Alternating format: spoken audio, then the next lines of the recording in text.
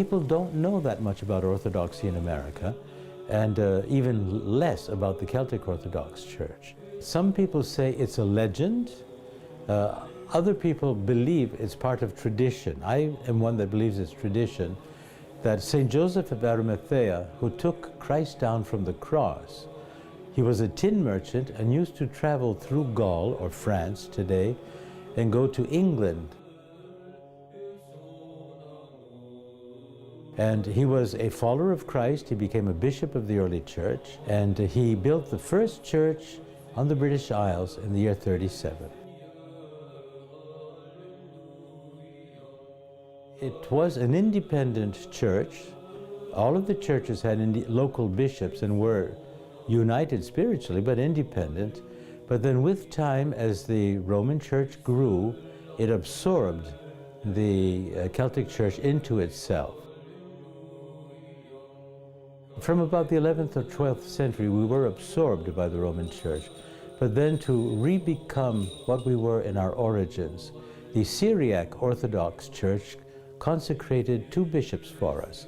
One of the consecrating bishops is a saint, Saint Gregory of Parumala. And from these 2 consecrations, the beginnings of the renewal of the Celtic Orthodox Church took place. It is of apostolic origin.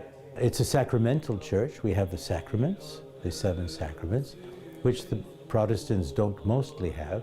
As far as the Roman Church is concerned, we share basically everything that they have, because the Roman Church and the Orthodox Church were one church up until the 11th century, so that necessarily there is a profound link and bond with them. Where we may differ are things like the discussion of the filioque, or the question of papal infallibility. The thing is, we say Celtic Orthodox Church, but it's not in the same spirit as we would say the Russian Orthodox Church, or the Greek Orthodox Church, or the Romanian or Serbian Orthodox Church. We are not an ethnocentric church.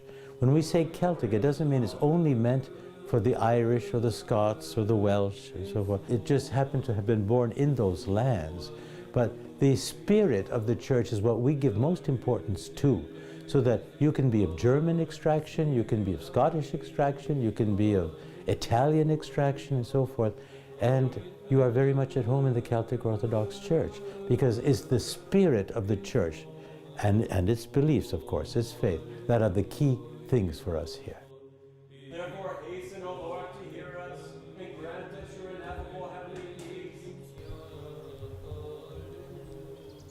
Saint Tugdual went to a place at Saint-Dolay in France. He had healed a woman who was going blind, lost her eyesight, and the family gave him to choose one of 3 properties they would give him. And he chose what seemed to be the worst one, out in a swamp, far from everything. But he says, here I feel the Holy Presence. And so he started living there as a hermit. I believe that the Lord sends souls to the place where they are going to receive consolation. It's not publicity that brings people here.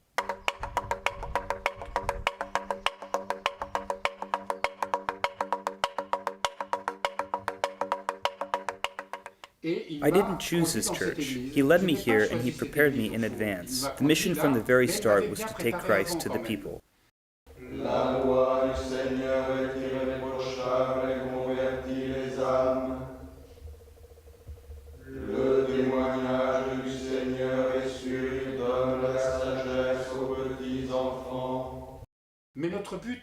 Our mission is not to convert people by telling them this is the truth and giving them a booklet. But it is to first love them as they are. It's love that touches the heart, and it opens us, with the grace of the Holy Spirit, of course, to the desire to build something together.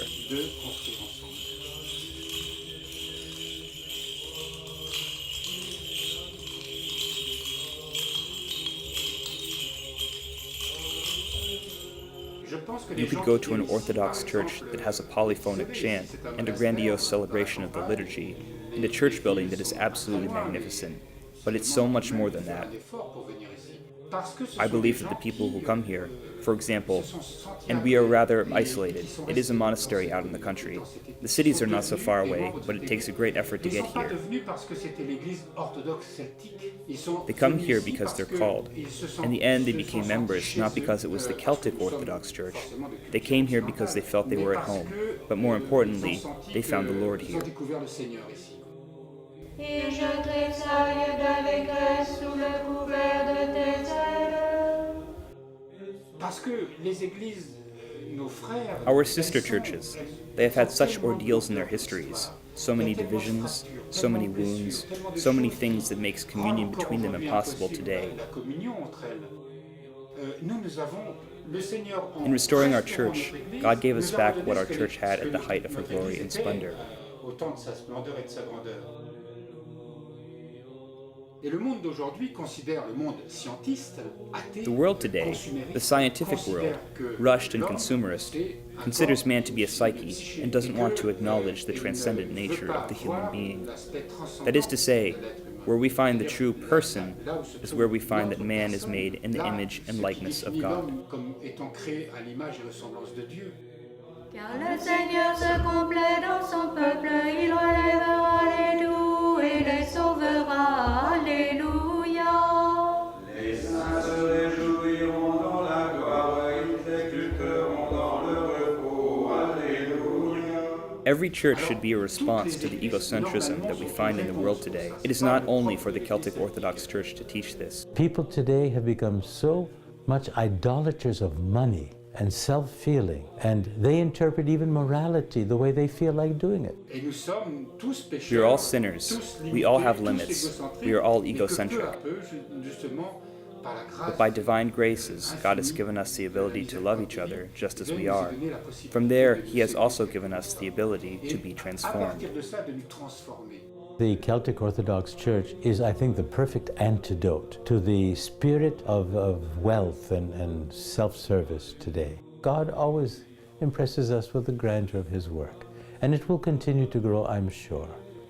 It's still a very humble origin, but it is growing.